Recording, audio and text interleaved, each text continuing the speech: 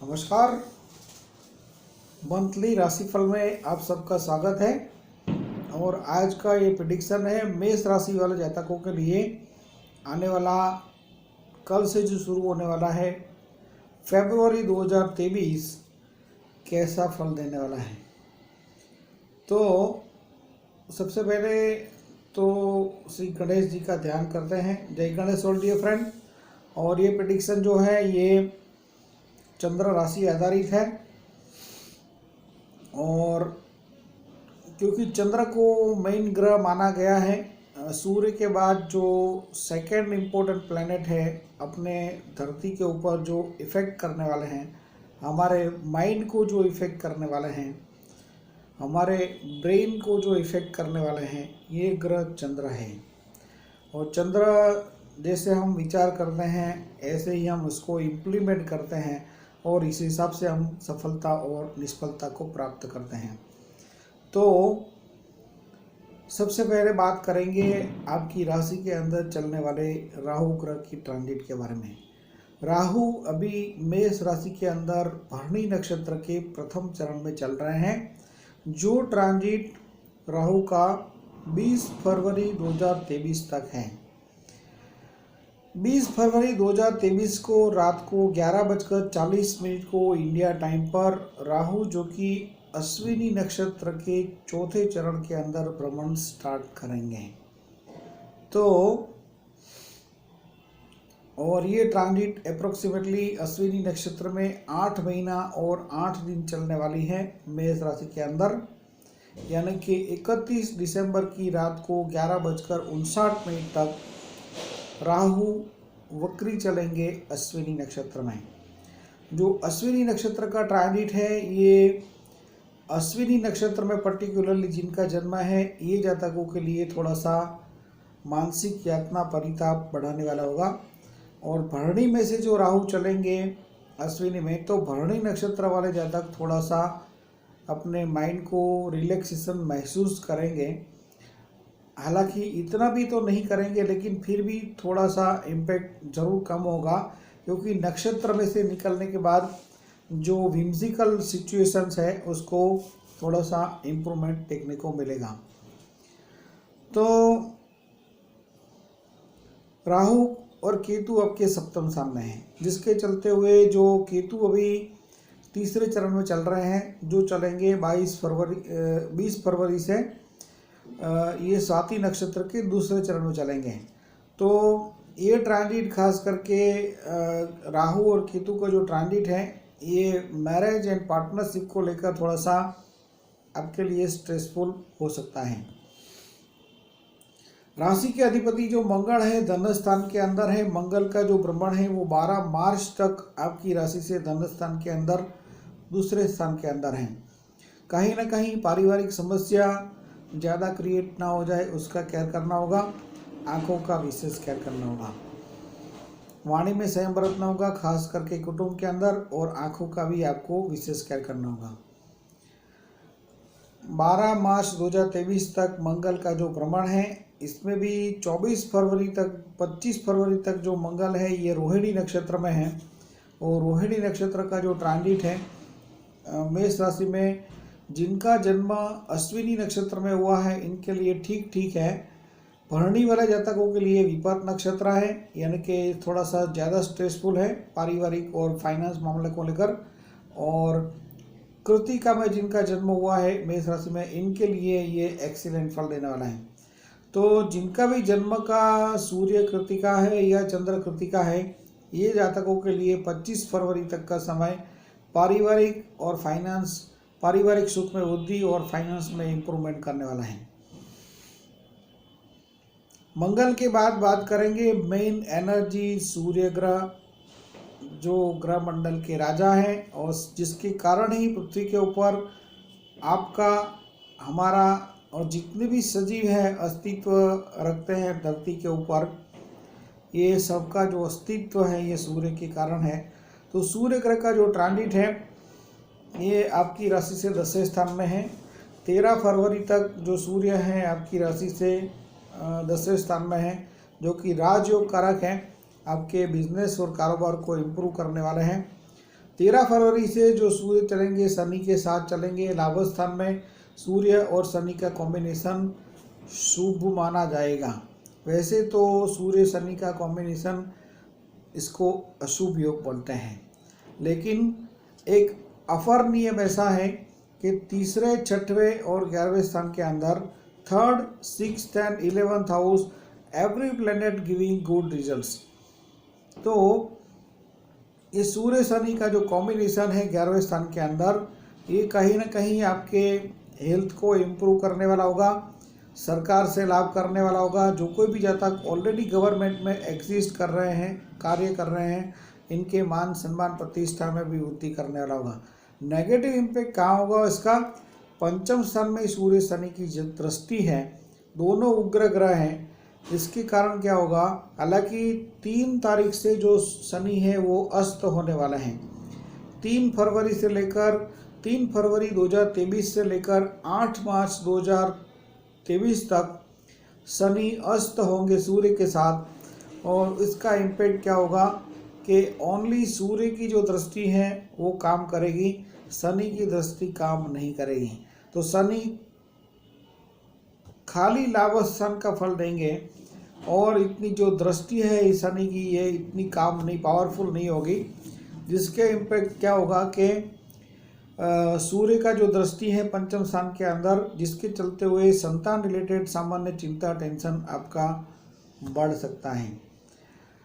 लेकिन लाभ स्थान में है तो बिजनेस और कारोबार को इम्प्रूव करने वाला है। पॉजिटिव और नेगेटिव दोनों साइड है सिक्के की, जैसे दोनों बाजू होती हैं, ऐसे प्लस और माइनस ग्रहों का भी इफेक्ट ऐसे मिलता है। तो सूर्य 13 फरवरी से लाभ स्थान में चलेंगे, तो ये ट्रांजिट भी बिजनेस, कारोबार को इम्प्रूवमेंट करने वाली होगी।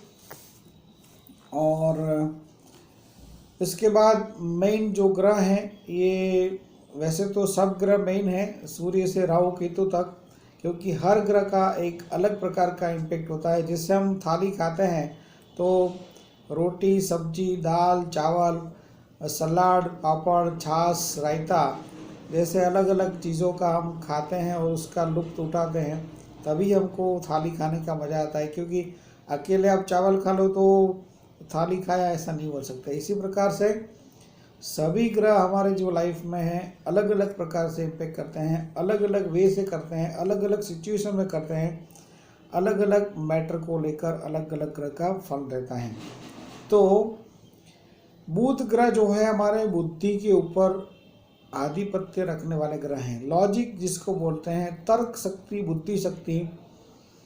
क्योंकि बुध जो है ये आप सबको मालूम होगा कि चंद्र के पुत्र हैं, और चंद्र का भी जैसे माइंड के ऊपर जो आधिपत्य है, इस कमांड है, ऐसे ही जो बुद्धि है वो भी माइंड के ऊपर कमांड रखती है। और इसका जो भेद है ये पाना बहुत मुश्किल है, डिस्टर्बेंस बोल सकते हैं जिसको। बुद्धि और माइंड का जो तालमेल जिसका अच्छा होता है, ऐसे लोग लाइफ में बहुत जल्दी आगे बढ़ जाते हैं। और जिसका भी बुद्धि और माइंड का तालमेल थोड़ा लो होता है, ऐसे लोग लाइफ में धीरे धीरे प्रोग्रेस करते हैं। तो एक बहुत अच्छी बात है कि जो बुध का ट्रांजिट है इस मंथ के अंदर फास्ट है। बुध धनु राशि में अभी चल रहा है। 7 फरवरी तक धनु में भाग्य स्थान में बुध है, आपके भाग्य में वृद्धि करने वाला है। और स्मॉल डिस्टेंस यात्रा, प्रवास, ट्रैवलिंग से आपको लाभ करवाएंगे। जो कोई भी जातक मार्केटिंग के रिलेशन में, व्यवसाय में कनेक्टेड है, इनके भी बुध जो है कारोबार में इम्प्रूव करने वाले होंगे। 7 से लेकर 27 तक जो बुध आपके चलने वाले हैं मकर राशि के अंदर 10वें स्थान के अंदर।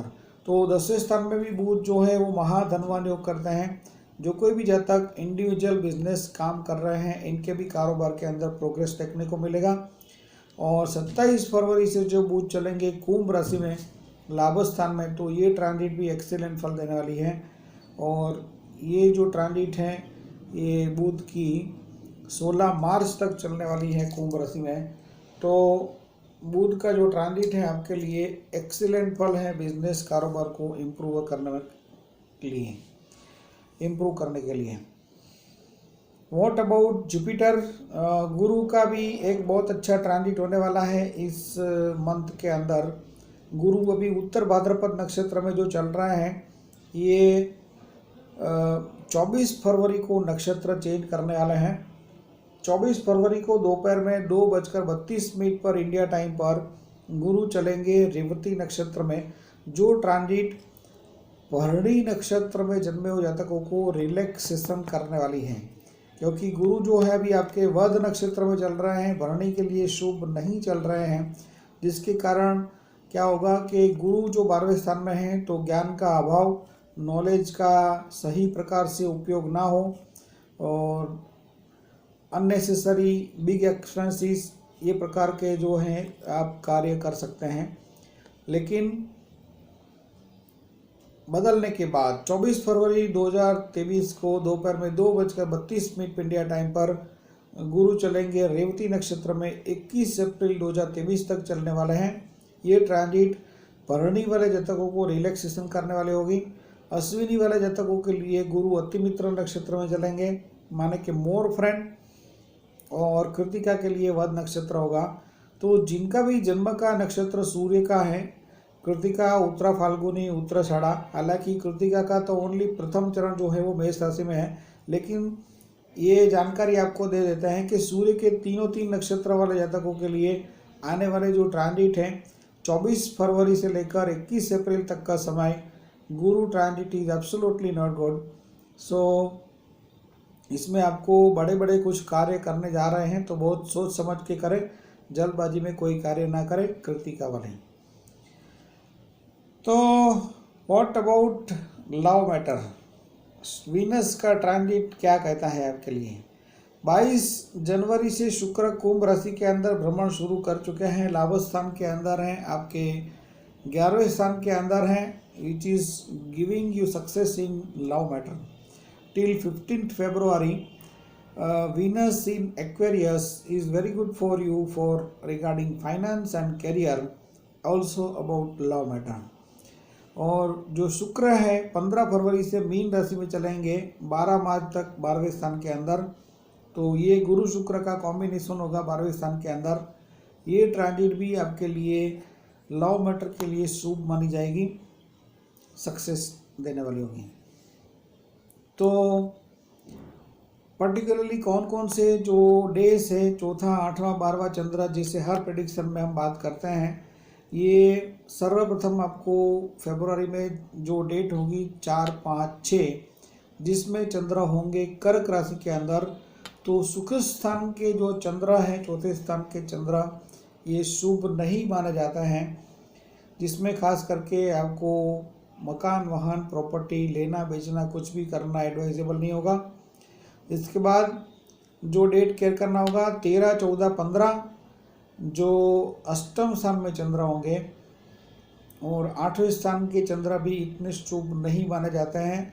इसमें खास करके आपको पारिवारिक मामलों को लेकर, फाइनेंशियल मैटर को लेकर केयरफुल रहना है। और इसके साथ साथ आपको नदी समुद्र तालाब किनारे घूमने जाते हो तो पानी में अंदर ज़्यादा ना उतरें। और इसके बाद आपको डेट केयर करना है 21, 22 और 23, जिसमें चंद्र मीन राशि में होंगे। 12वां चंद्र बोलते हैं, 12वां चंद्र जो है वो माइंड का वाइब्रेशन बढ़ाने वाला होता है, माइंड अनस्टेडी हो जाता है। तो ऐसी परिस्थिति में भी लाइफ का कोई भी इम्पोर्टेंट डिसीजन नहीं लेना है 21, 22 और 23। तो डेट्स आप नोट कर लीजिए, 4, 5, 6, 13, 14, 15, 21, 22, 23। इसमें आपको लाइफ का कोई भी इम्पोर्टेंट डिसीजन जल्दबाजी में नहीं लेना चाहिए।